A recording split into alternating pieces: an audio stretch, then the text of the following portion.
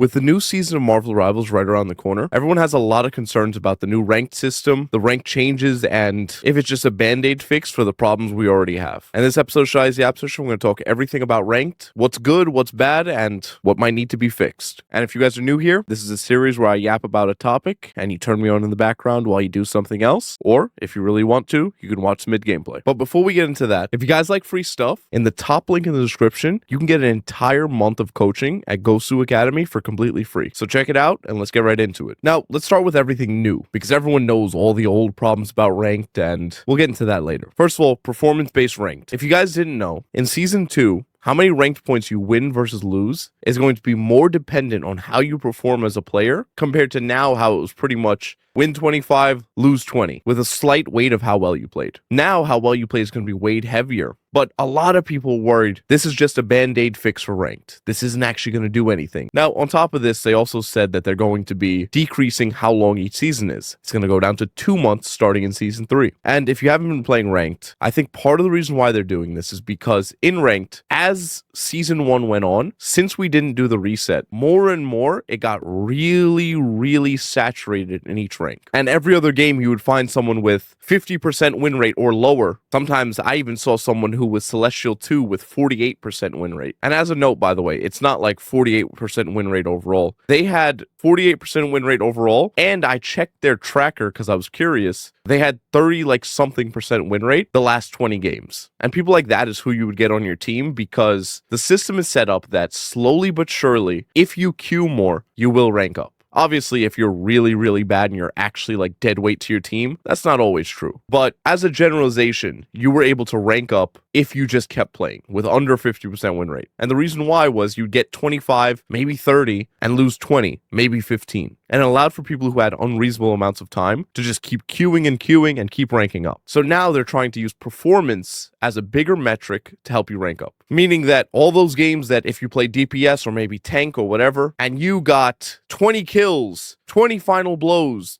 30,000 damage, 10,000 damage blocked, 40,000 damage blocked, whatever it is, and then your second best teammate had 1/10 of what you had, you're not going to lose the same amount as they do if we lose. And hopefully not even close. There's so many games where I've lost and I've looked at it and I've seen that I lost 20 and someone who did 70 times worse than me lost 18.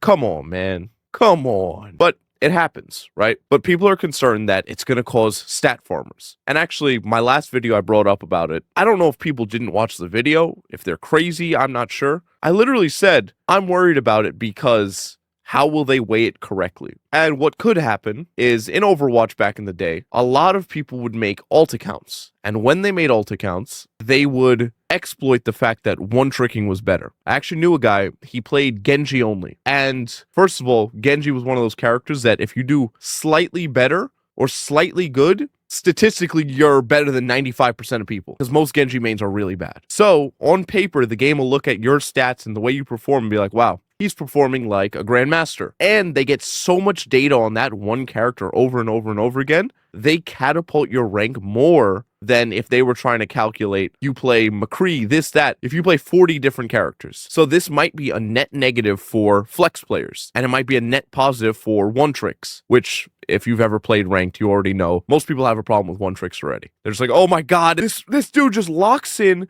Spider-Man. He begs for a Venom team-up. If we don't do it, he throws. And then he gets his Venom team up. Then they do all anti-dive. He's useless and will not switch. Yeah, that's a big problem with ranked right now. But I mean, that's in every game. You're never going to get rid of that.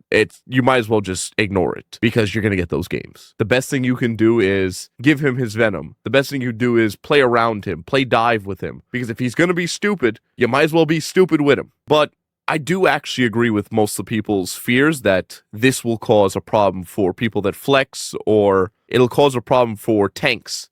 There will be so many tanks that just block damage with their face and do tons of damage, but they never take space because they don't even know how to. But they get catapulted up the ranks because on paper they had good stats. Because the game probably can't calculate, oh, well, he walked up 17 meters and pushed the enemy back 35 and blah, blah, blah. I don't know how well they'll be able to calculate that. I mean, this is 2025. In Overwatch, they were able to calculate decently rank, so you could still rank up pretty well. So all these years later, hopefully they have some way of like creating a good formula for performance, but I do think next season will become the leaderboard meta, which is really unfortunate for all the people that actually know how to play the game and they're too caught up in playing ideally. I've told this before, but in ranked, stop playing like you're in a tournament. I just actually coached someone. He was a GM3 player, and he was good. But then he was hella, and he was destroying the enemy team, and he saw his tank died, and he full on left the fight and backed up. And I asked him, he was like, why? He said to me, the tank died. We're never going to win that fight. And I zoomed out the camera and I showed him, I was like, you have 3 teammates still fighting. Best case scenario, if you stay, you guys win the fight. Worst case scenario, if you don't stay, you run away, your team dies anyways, then the enemy team kills you later. Or let's say you get away. You have to wait 10 seconds for them to come back anyways. So you might as well have fought with them and done the bad play, quote unquote, and died as a team rather than run away, stagger, or run away for the team that was already going to push in. They're going to push in anyways. Play with them, fight with them, lose with them, because they're going to do the bad play no matter what. So you might as well turn their bad play into a plan instead of letting their bad play be its own thing, letting them lose, and probably losing the game anyways because you left them. Most ranks are kill or be killed. I can make any account on any role and very, very confidently hit diamond with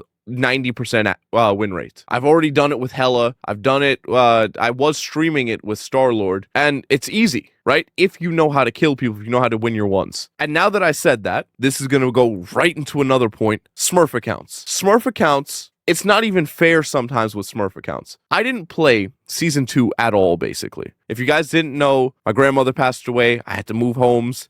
I basically couldn't upload much. I couldn't work much. I couldn't do much of anything. Then, when I finally started having time to play, I was still on one of my accounts, Platinum, which if you don't know, before Celestial was a thing, there was only GM, then Eternity. I got reset from GM2 or GM1 on that account down to Platinum. I was destroying every single lobby because those people were actually Plats. Meanwhile, I was a GM that just didn't play at the start of the season, and it wasn't fair. So that would be one kind of Smurf. I wouldn't even call that a Smurf because it's like the system did it to me. But regardless, Smurf account or alt account. Another big thing, and one of my buddies, I was playing with him for a while, but I had to stop playing, so he just kept queuing. And recently, he hit Eternity. Number one thing I've heard from everyone I've coached that's in Eternity, and all the friends I know that are in Eternity, there are so many one above all people that make alt accounts at Smurf because playing on their main account is either dreadful, or they're trying to hold their position in the leaderboard, or it's end of the season, who cares? One above all Smurfs are a massive problem. There's so many people that just keep making Smurf accounts once they reach like the top 3 ranks. And that's also why I think performance-based ELO or RR or whatever is a good idea, because all of these people will maybe, hopefully, start getting like full rank ups when they start smurfing on people. Now, what I think they should do personally is add placement matches, but placement matches that purposely put you below the rank you should be at. Let's say,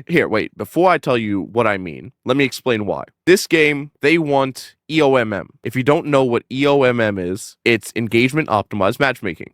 Some people like to delude themselves and not believe it. The head of matchmaking has confirmed that's what they implement in their games, meaning that this game tries to optimize how much you play. It's also evident in the ranked system. If you have to climb from bronze on a new account, always, you will play more, especially if you're a higher ranked player, because you have to climb through every single rank. They don't want placements, most likely, because that'll reduce how much you play the game. So I think a good compromise, since there's so many ranks in this game, is doing more performance weight, but adding placements that purposely put you lower than you deserve. So if you're a Grandmaster player, let's say Grandmaster 3, it places you around Plat 1. And the same thing with everybody. And it just keeps placing you at different points. If you're obviously really bad, like if you're a silver, all silvers to bronzes, I'd be okay if they put them in bronze and had them climb up, because at least it's a closable gap in skill level, right? You can learn something from a silver if you're a bronze. If you're a bronze and you're facing an Eternity player, there's nothing you're going to learn except for, wow, I'm dead. So this is what the respawn screen looks like. So I think they should do that. I think that would work really, really well. And it would solve most of the problems. Yes, we're still going to have EOMM. I don't think they will ever change that. And listen, if the system is at least, if I lose and I played really well even when we lost, and I don't lose much from it, I can live with that. At least I did my job. At least if I get rewarded for doing my job and I only lose, let's say, 5 points compared to the 20 someone else who threw gets or loses, that's fine with me. Now, it might be a hot take. I don't know how many people will agree with that, but I think it's perfectly fine. And it's not that big of a deal. If they're not going to remove EOMM, which they're not, they should make it so that we still have a good reason to queue, a good reason to play, and with the rigged matchmaking, it's set up in a way that at least really, really brain dead people, which is what we're experiencing right now, aren't in your lobbies. Moderately bad people being in your lobbies, that's just gaming. That's normal. The reason why EOMM has felt so extreme, especially in Season 1, near the end of it, is because of how many people reached ranks that they really don't deserve because of the way the rank system is set up. Now, another thing is we might have too many ranks, especially without placements. And a reason for that is the difference between C2 and Eternity, and the difference between C2 and C1. If you don't know what I mean by C2 and C1, Celestial, second to highest rank or third to highest rank. Celestial 2 to Grandmaster 3 all just feel like Grandmaster. As soon as you get to Celestial 1, and even in my coaching I've seen this, because I had a guy I coached from Grandmaster 3 up to Eternity. And I think I've had 3 people now that I've coached that hit Eternity from like Grandmaster or Celestial. Join my coaching below or get free coaching at Gosu Academy. But even they mentioned it. It's 2 different games. These people it's what matches should feel like. Like in C1, a decent amount of the time, when you lose, it's real losses. It's not, oh my god, I'm fighting for my life and everyone's spoon-fed chimpanzees. Of course it happens still. But I believe the reason why this happens so much and why it's such a big difference is as you get through the ranks in this game, the RR you gets a lot more harsh. Meaning that in Celestial 2, if you're getting more than 20 and losing less than 20, you're probably a really good player. Or you're just, I don't know, the system favors you. I don't know, dude. Because sometimes I don't really know how the points work. I'll have 70 kills on Hela and get the same amount as a guy who had 5k damage and like 30 kills at most. So I really don't know how the system works right now. I don't think performance is much of a weight at all, except for maybe MVPs, which is crazy. But I think the reason why it's such a big difference is that Celestial 2 to Celestial 3, I think, is the cutoff point for negative win rate. And what I mean is people that can get to those ranks with negative win rate don't exist anymore. If you don't know, there are Celestial 3 players right now, I've met a few, that have like 48% win rate, and most of their losses, it's not like, oh, well, it was all when they were first learning the game. No, it wasn't. It was since the season half, and at the start of the last season half, they were Grandmaster like 2. Meaning that they went from Grandmaster 2 to Celestial 3 with negative win rate. But I don't believe that's possible with the ranked system from Celestial 3 to Celestial 1. I think they need to spread that out. I think that's a big problem. I think that needs to be changed ASAP. I think performance-based ranking will help it, but we need some way to disperse the rankings because everyone that's good, that's actually good, will hit Eternity if they play, especially if they're not solo queuing. Now, another big thing is bans starting at gold. I don't think this is actually going to do much except for help initiate lower ranked players. The issue with it is it's going to ruin some characters. Like, if you guys haven't seen the changes, Hulk is going to be banned every single game for the rest of Eternity. Next season, Hulk will never be played past gold. The Gamma team-up's insane. He's just good. It's impossible.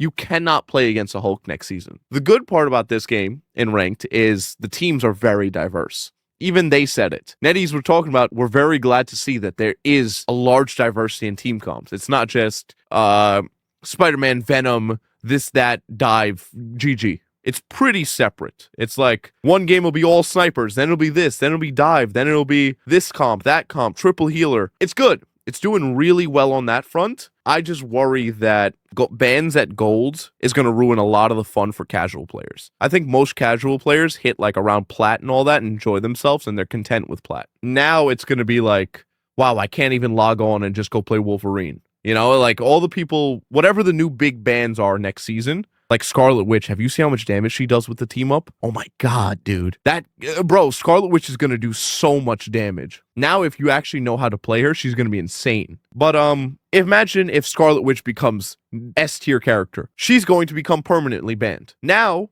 all the people that like Scarlet Witch can never play her after gold, which I think will negatively impact normal players that like a ranked experience because they like number go burr. But it's not too huge of a deal. I think Diamond was fine, but it's okay.